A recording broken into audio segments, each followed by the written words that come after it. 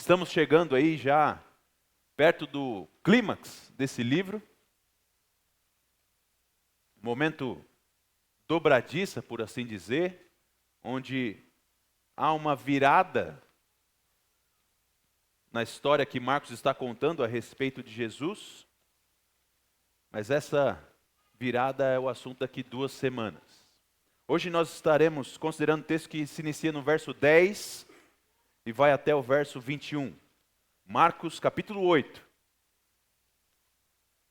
verso 10. Evangelho segundo São Marcos, capítulo 8, verso 10. Diz assim a palavra de Deus. Logo a seguir, tendo entrado no barco juntamente com seus discípulos, foi para a região da Dalmanuta. Os fariseus chegaram e começaram a discutir com Jesus. E tentando-o, pediram-lhe um sinal vindo do céu. Jesus, porém, arrancou do íntimo do seu espírito um gemido e disse: por que essa geração pede um sinal? Em verdade lhes digo que nenhum sinal será dado a essa geração. E deixando-os, tornou a embarcar e foi para o outro lado. Ora, os discípulos se esqueceram de levar pão e no barco não tinham consigo senão um só. Jesus os preveniu dizendo: fiquem atentos e tomem cuidado com o fermento dos fariseus e com o fermento de Herodes. E eles começaram a discutir entre si, dizendo: ele diz isso porque não temos pão. Jesus percebeu isso e perguntou: por que vocês estão discutindo sobre o fato de não terem pão? Vocês ainda não percebem nem compreendem? Têm o coração endurecido? Tendo olhos não veem, e tendo ouvidos não ouvem? Não se lembram de quando parti os 5 pães para os 5.000? Quantos cestos cheios de pedaços vocês recolheram? Eles responderam: 12. E de quando partiu os 7 pães para os 4.000? Quantos cestos cheios de pedaços vocês recolheram? Responderam: 7. Ao que Jesus lhes disse: vocês ainda não compreendem? A história da igreja conta que Tomás de Aquino, monge do século XI, ele era um homem muito pacato, focado nos seus estudos, inteligente, e que, sendo ele alguém grande, gordo, era muito zombado na universidade. E não só na universidade, mas também depois, quando estava já dedicado à sua ordem monástica no mosteiro, também era muito zombado. Um dos apelidos que ele recebeu foi o boi mudo da Sicília, por ser grande, gordo e quieto, pacato. Mas uma história muito interessante de Tomás, que eu gosto muito dessa história, já contei para os irmãos aqui, algumas semanas atrás, numa terça-feira, é que certa vez Tomás estava estudando e os alunos da turma dele, querendo fazer uma piada com ele, estavam na janela da sala, olhando para fora, e começaram a chamá-lo, gritando: Tomás, vem aqui, tem uma vaca voando lá fora. E Tomás se levanta, ele sai do seu lugar, aquele jeito lento dele, devagar, de alguém que é focado, mas que ficou curioso. E ele chega à janela, curioso, e entra no meio daquelas pessoas, começa a olhar e fica ali buscando. Cadê essa vaca? Não estou vendo. E nisso o pessoal todo já está na gargalhada, no chão, rolando de rir do Tomás, que acreditou que uma vaca estava voando lá fora. Até que um dos alunos, ele estava ali meio sem entender, e um dos alunos fala: ô Tomás, você é um homem tão inteligente, como você acreditou que tinha uma vaca voando lá fora? E ao que ele respondeu: eu preferi crer que tinha uma vaca voando do que um crente mentindo. Essa história é uma história que provavelmente é real, mas que demonstra um sentimento, às vezes, muito comum no meio do povo de Deus, que é de uma inocência exacerbada e uma falta de contato com a realidade, com o fato de que o mundo é quebrado e que pessoas mentem. A expectativa de Tomás era muito boa e o ideal é que seria assim mesmo, mas essa não é a realidade. A realidade é que nesse mundo que se rebelou contra o seu Criador, que se pôs em oposição à lei do Senhor, pessoas mentem,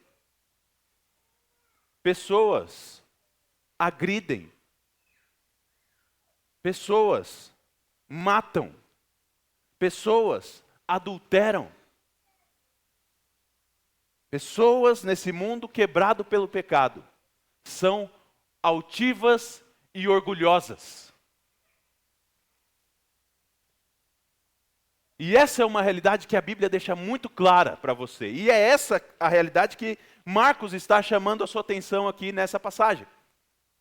Marcos vai, de uma maneira muito clara, mais uma vez mostrar como o Senhor Jesus teve que lidar com essa realidade de um mundo quebrado, onde seres humanos, cheios de orgulho e altivez, se percebem acima do próprio Deus.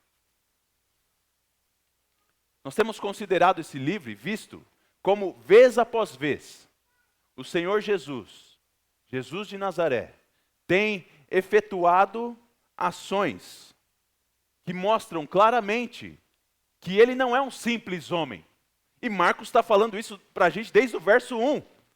Princípio do Evangelho de Jesus Cristo, Filho de Deus. E é isso que Marcos está contando para a gente, como Jesus é Deus. Ele recebeu autoridade para ensinar, ele recebeu autoridade para expulsar demônios, para fazer curas milagrosas. Ele tem autoridade sobre os elementos da criação.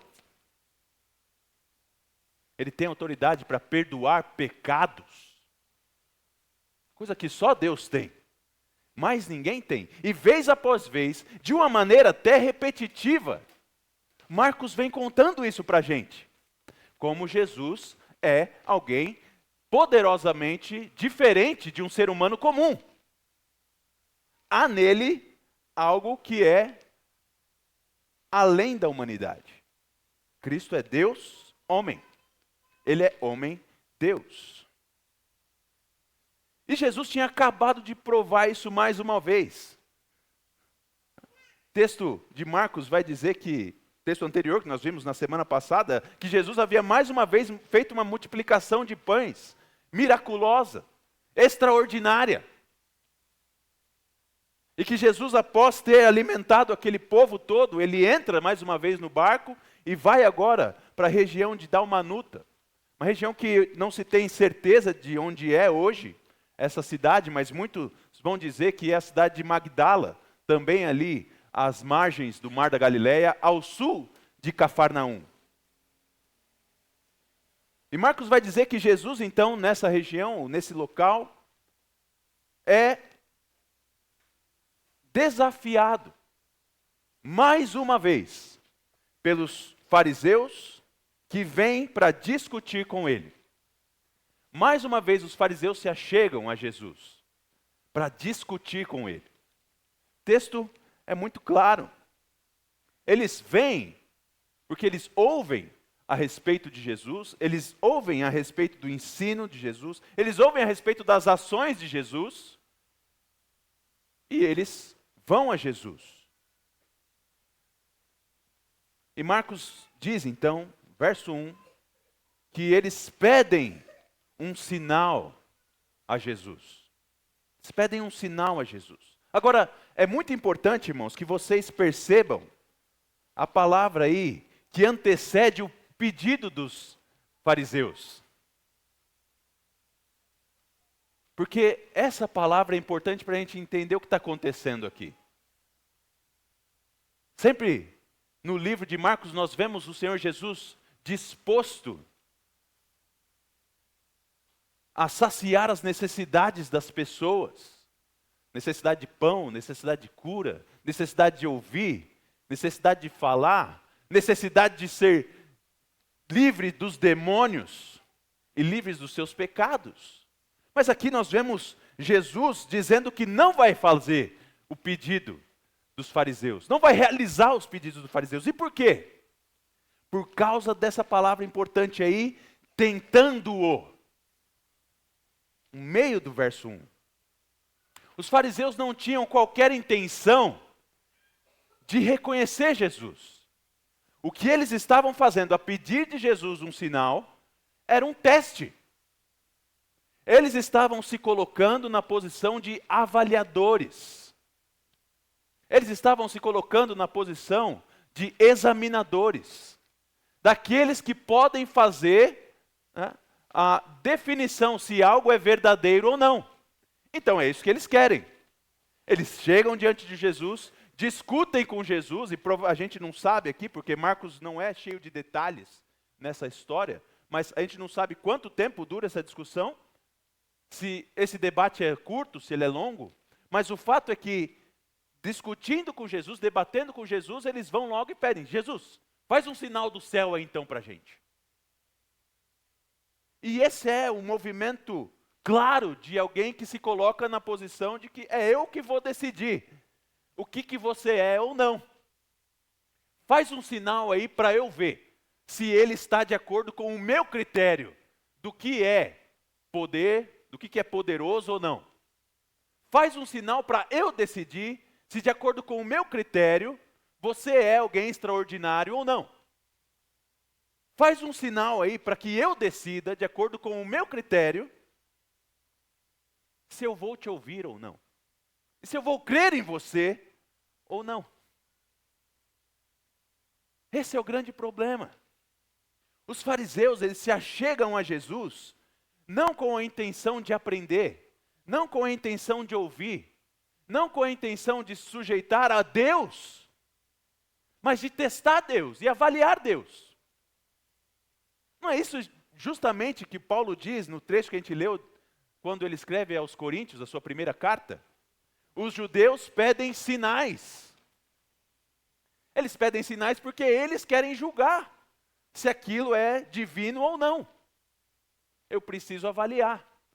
E o grau, aliás, o fundamento para que a avaliação seja feita, qual é? Não é o próprio Deus, mas é o homem. É o homem nos seus critérios caídos, nos seus critérios rebeldes. Essa é uma realidade muito triste, irmãos. E muito comum. Quantas vezes nós temos ouvido pessoas se colocar justamente nessa situação que Jesus se encontrou aqui? Me prova que Deus é Deus. Me prova que Deus existe. Me prova. Faz aí alguma coisa para que eu seja convencido dentro dos meus critérios. Mas o fato é que os critérios não podem ser maior que o próprio Deus. Como algo pode ser referenciado fora da divindade, se Deus é a referência maior de todas as coisas? Se o próprio Deus que falou e as coisas passaram a existir, não for a referência, então nós não temos mais referência nenhuma. Há de existir uma referência eterna, que seja externa a nós, que somos passageiros. Uma referência que seja real, verdade plena, verdade fundamental, que não pode ser o próprio ser humano. E esse é o grande erro do ser humano, porque ele continua, vez após vez, julgando o mundo baseado nas suas referências internas, sem qualquer disposição de se submeter à referência daquele que criou os céus e a terra. E é isso que Jesus está encarando aqui. Jesus está encarando esse tipo de pessoa, que tem ele mesmo, seu próprio coração, suas próprias definições como fundamento para a avaliação da vida. Essa é uma realidade dura, real, mas Sabe o que é mais duro? A resposta de Jesus. Se a realidade da dureza do coração do homem é algo que é triste de ser observada, a realidade da resposta de Jesus para esse tipo de ação é muito mais perturbante. É assustador. Porque Jesus vai dizer no verso 12 que ele não vai entreter homens de acordo com suas próprias referências e os seus próprios critérios. Marcos vai dizer que Jesus arrancou do íntimo do seu espírito um gemido. Isso aqui, irmãos, é expressão clara de como o Senhor fica abatido, fica desolado, se é que a gente pode usar essa palavra, diante da incredulidade e da rebeldia, da dureza do coração do homem. Diante daquela situação, o Senhor geme. Ele diz: por que vocês são assim? Por que vocês estão pedindo sinal? A verdade é que para vocês não tem sinal. Não tem sinal para vocês.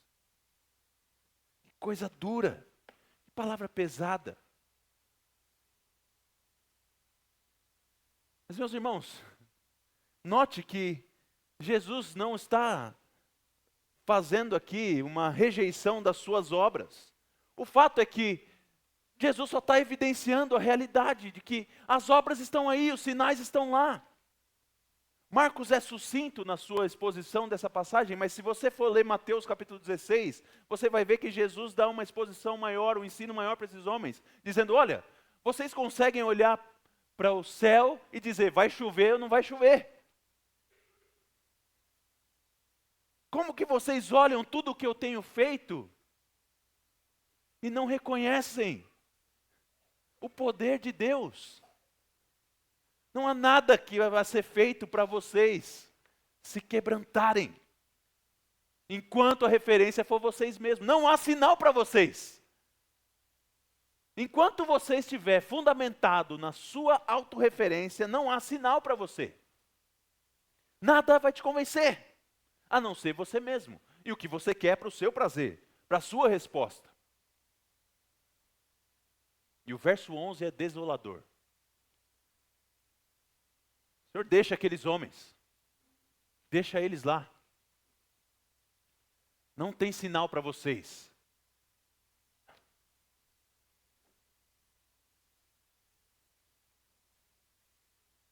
Queridos, eu não sei como está o seu coração hoje, da sua relação com o Senhor Jesus. Mas o meu primeiro clamor para você nessa noite é que você avalie qual é a sua referência maior, qual é a sua referência última. Se você ainda tem vivido de uma maneira que você é a referência de todas as coisas, você precisa urgentemente ser lembrado que você não pode ser essa referência última. Você precisa buscar essa referência fora de você, naquele que é o Criador de todas as coisas.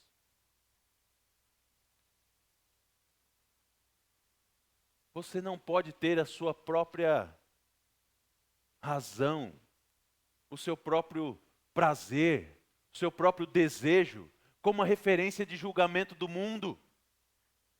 Porque você é limitado, você é finito, você é pó. Você precisa de uma referência que seja maior do que você. E não só ter essa referência, mas se submeter a ela.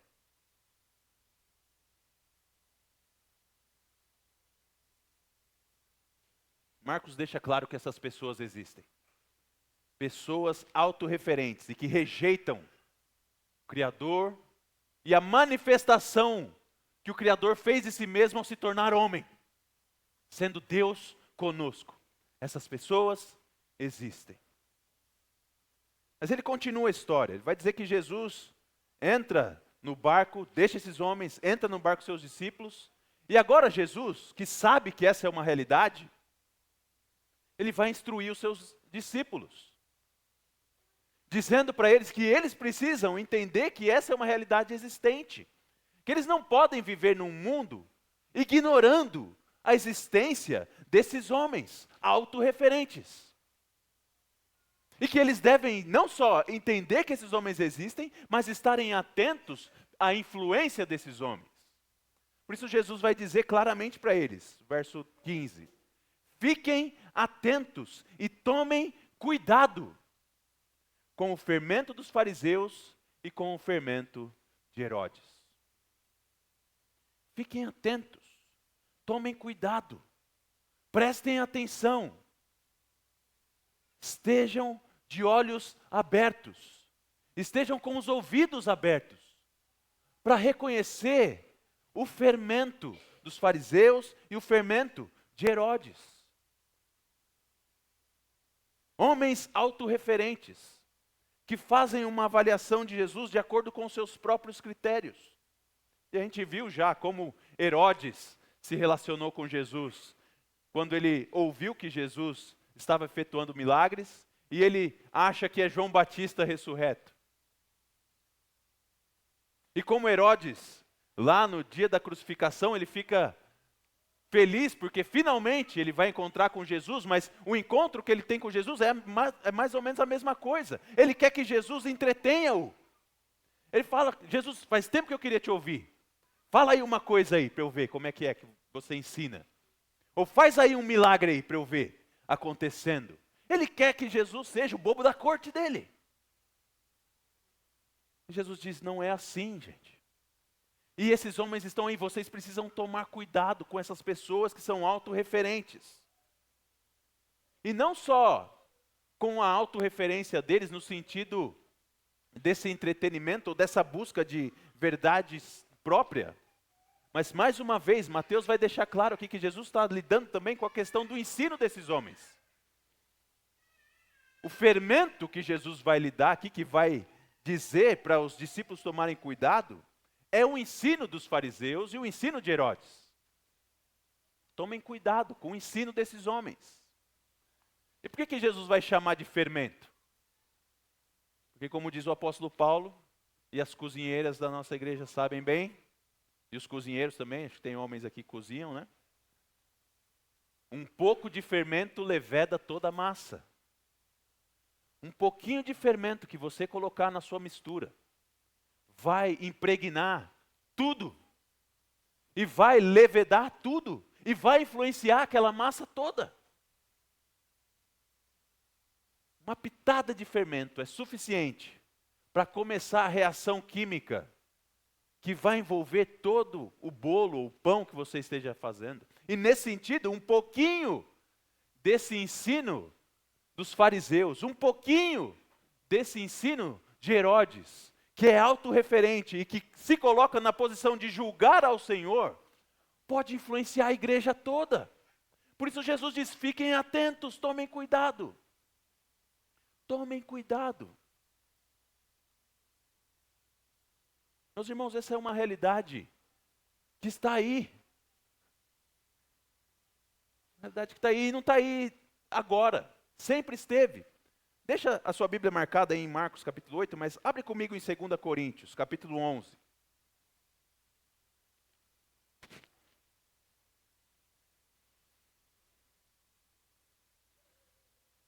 Segunda carta de Paulo aos Coríntios, capítulo 11.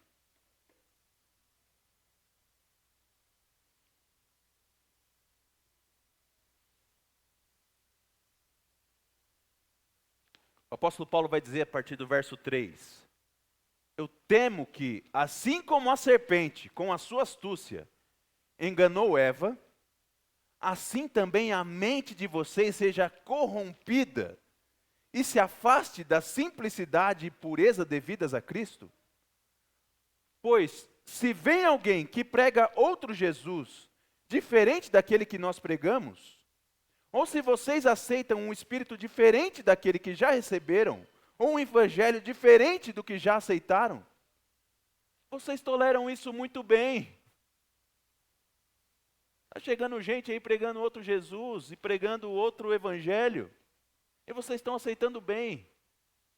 Vocês estão fazendo a mesma coisa que Eva fez no jardim. Aí olha o verso 12. Mas o que eu faço, isso continuarei a fazer, para não dar oportunidade àqueles que buscam, com o objetivo de serem considerados iguais a nós, naquilo em que se gloriam. Porque esses tais são falsos apóstolos, obreiros fraudulentos, disfarçando-se em apóstolos de Cristo. E não é de admirar, porque o próprio Satanás se disfarça de anjo de luz. Portanto, não deveria surpreender que os seus próprios ministros se disfarcem em ministros da justiça. O fim deles será conforme as suas obras. Então o apóstolo Paulo, já ali no primeiro século, no início da igreja cristã, tem que lidar com a igreja de Corinto com esse fato, de que o fermento dos fariseus, o fermento de Herodes já estava borbulhando na igreja de Corinto. E eles aceitando aquilo muito bem. Ministro de Satanás, fingindo ser ministro de Cristo e ensinando na igreja. E essa tem sido uma realidade, ano após ano, século após século, milênio após milênio. E nós temos visto no Brasil isso. Ou você não tem visto isso? Isso não é uma realidade distante, irmãos.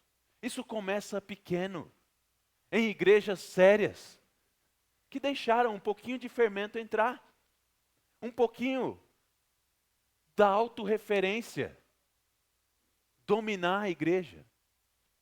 E aquilo vai crescendo, vai invadindo toda a massa da igreja. Até que Deus não é mais referência para nada. E o próprio homem é a referência da igreja.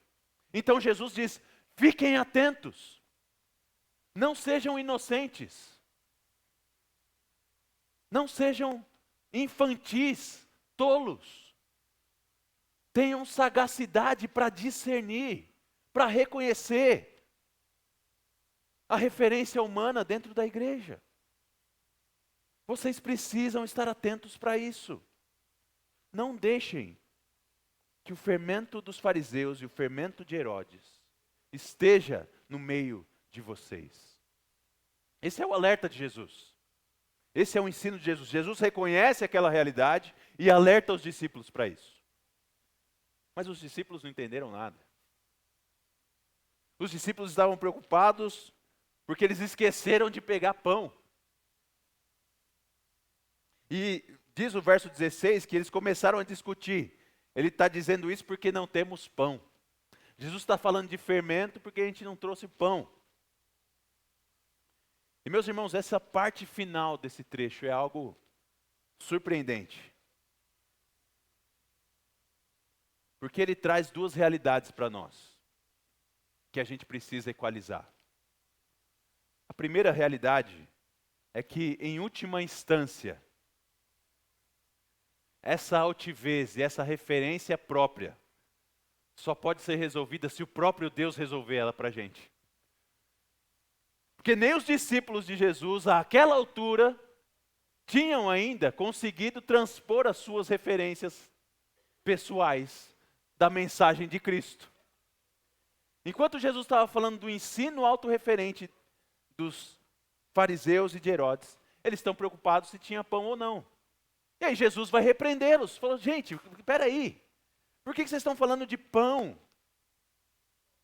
Por que é que vocês estão falando de pão? Vocês não se lembram de quando eu reparti 5 pães para 5.000 homens? Quantos cestos sobraram? Quantos cestos sobraram? E quando eu reparti 7 pães para 4.000 homens? Quantos cestos sobraram? E vocês estão aí realmente achando que não tem sinal, que eu não tenho poder, que vocês vão morrer de fome?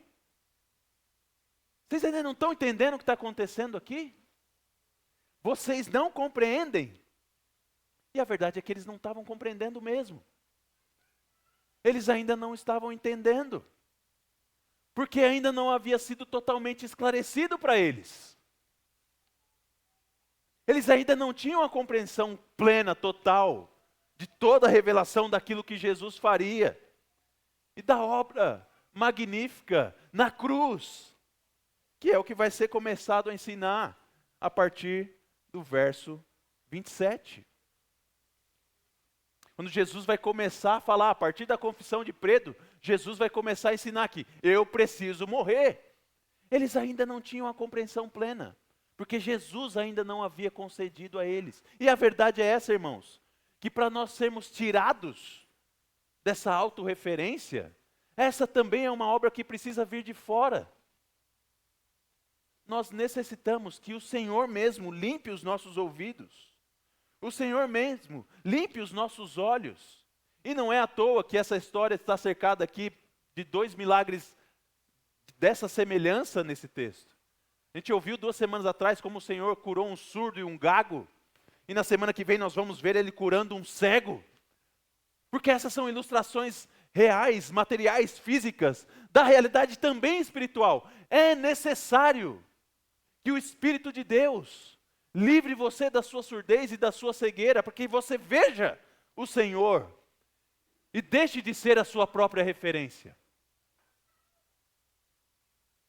O homem em si mesmo não tem poder para tirar a referência de si. Ele precisa de uma ação exterior. Essa é a primeira consideração. E a segunda consideração é o fato de que também aqui nós temos a esperança para isso. Porque esses discípulos que ainda não viam, Jesus foi misericordioso com eles. E não deixou eles no barco sozinho. Deus não entregou eles para a sua própria referência. Mas Jesus teve misericórdia deles. Então há esperança para os homens. Há esperança. Há esperança para você, há esperança para mim. Nós precisamos é buscar, humilhados, a graça do Senhor. Nós precisamos clamar ao Senhor: Senhor, tira de mim mesmo a minha referência. Me ajuda. Me ajuda. Me salva. Tem misericórdia de mim. Assim como o Senhor teve compaixão daqueles 11 discípulos que não estavam entendendo nada, vendo os milagres de Jesus, andando, ouvindo as palavras e não compreendiam, mas que passaram a compreender. Passaram a compreender de tal maneira que morreram por aquilo. Tiveram as suas vidas tiradas em defesa da mensagem de Cristo, pregando em Jerusalém, Judeia, Samaria, até os confins da terra, Roma, de que Jesus de Nazaré é o Cristo, Filho de Deus, que tira o pecado do mundo. Entregaram as suas vidas, porque passaram a ver, porque passaram a ouvir. E esse é o chamado que nós precisamos atender. De nos humilharmos diante do Senhor, clamando a Ele: Senhor, sê propício a mim, pecador. Tira a referência de mim mesmo. Tira de mim esse pão velho, bolorento, cheio do fermento dos fariseus e de Herodes. Coloca em mim o pão da vida. Me alimenta do pão da vida. Porque o próprio Senhor Jesus vai dizer: eu sou o pão da vida. Aquele que come a minha carne vive eternamente. E esse é o meu segundo desafio e desafio final para você. Busque a face do Senhor. Clame a Ele. Busque a Ele. Busque nele compreensão para as coisas. Busque nele a audição completa, a visão plena das coisas, de acordo com a lei dele. Paulo diz isso aos Romanos, né? Transformai-vos pela renovação da vossa mente. Para de ter a sua mente fixada em você mesmo. Busca a referência divina. Que o Senhor seja a sua referência última, o fundamento da sua vida, para como você vai julgar as coisas. E aí vou ficar claro para você. Porque o Senhor diz sobre Jesus: Este é o meu filho amado. A ele, o que Deus diz? A ele ouvi. Então, ouçam o Senhor Jesus Cristo. Não tentem o Senhor Jesus Cristo, mas submetam-se plenamente a Ele. Vamos orar mais uma vez? Deus bendito, nós precisamos do Senhor. Nós carecemos completamente que o Senhor nos livre de nós mesmos, destampando os nossos ouvidos, tirando as escamas dos nossos olhos, para que nós possamos compreender plenamente o Senhor, Tua lei, a Tua vontade e nós mesmos. Pai, mais uma vez nós queremos clamar ao Senhor, que o Senhor nos ajude, tendo a graça estendida a todos nós aqui. Nós não sejamos como esses fariseus que tentaram ao Senhor Jesus, porque mediam o mundo de acordo com a sua própria referência. Pai, nós temos visto, vez após vez, em vários lugares, no Brasil isso é muito claro, como o fermento dos fariseus e de Herodes tem dominado os círculos chamados cristãos, círculos chamados evangélicos, protestantes. Está cheio de falso profeta aí, falso apóstolo, enganando o povo com o fermento autorreferente, que a referência é o homem. Pai, nós queremos pedir que o Senhor nos livre dessa autorreferência e que o Senhor nos dê atenção e discernimento para compreender esse fermento se ele surgir no nosso meio. Dá-nos, Pai, uma visão clara, um discernimento preciso da mensagem da cruz, da mensagem do Evangelho, do conhecimento de Cristo, para que nós saibamos rejeitar esse fermento também. Não concede ao teu povo que ele seja sábio para rejeitar o falso ensino, a falsa doutrina, e rejeitar a busca pela sabedoria que os gregos desejam e os sinais que os judeus desejam, mas que a nossa glória esteja na cruz de Cristo, porque ela é o poder para a salvação de todo aquele que crê.